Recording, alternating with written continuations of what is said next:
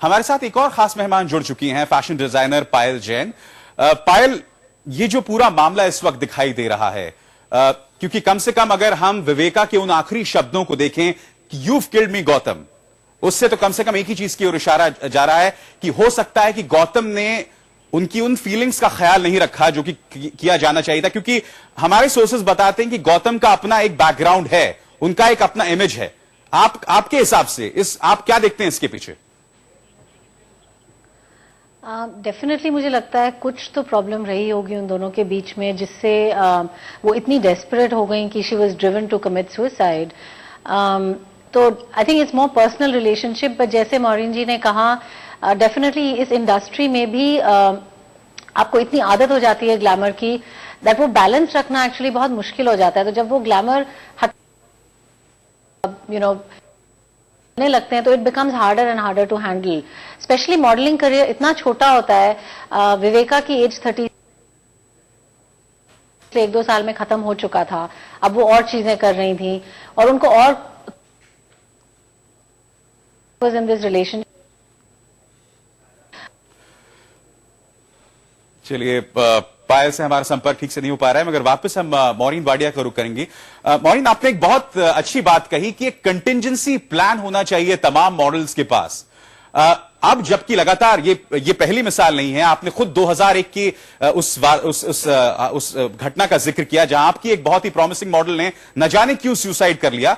क्या उस contingency plan लोगों के जहन में होना चाहिए, खासकर जब वो उस इंडस्ट्री में एंट्री लेते हैं? तो जी, जब मैं मॉडल्स को सिखाती हूँ, मैं हमेशा उनको बोलती हूँ कि मॉडलिंग एक हॉबी है, एक करियर नहीं है, और इसके साथ स्पोर्ट्समैन के जैसे एक्सपायरी डेट आता है। और अगर आपके पास दिमाग है, इंटेलिजेंस है, तो आपको ये याद रखना चाहिए। एक चीज आपको जरा याद रखना चाहिए कि ग्लैमर फील्ड में अगर एक लड़की 37 इयर्स ओल्ड है, विवेका के जैसे, उन्होंने अपने को इस्टेब्लिश किया था।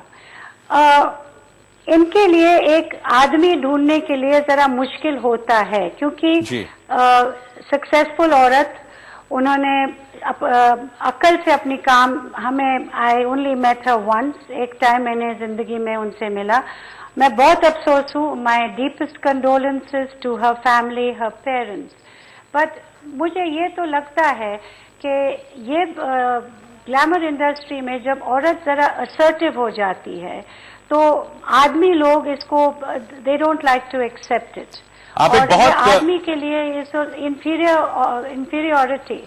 बहुत ही दिलचस्प बात आपने यहां कही मॉरिन, कि आदमियों में कहीं ना कहीं एक इंफीरियोरिटी कॉम्प्लेक्स आता है जब एक औरत खुद को असर्ट करने लगती है। और आप लोगों को याद होगा कि मधुर भंडारकर की फिल्म फैशन में भी कहीं ना कहीं यही चीज एक तरह से दिखाई गई थी कि जब भी एक मॉडल रैंप के बाहर कम से कम अपने भेजे का इस्तेमाल करती लगती है, तो जो एक आदमी होती है उसकी इनसिक्योरिटी वो सामने उभर कर आती है।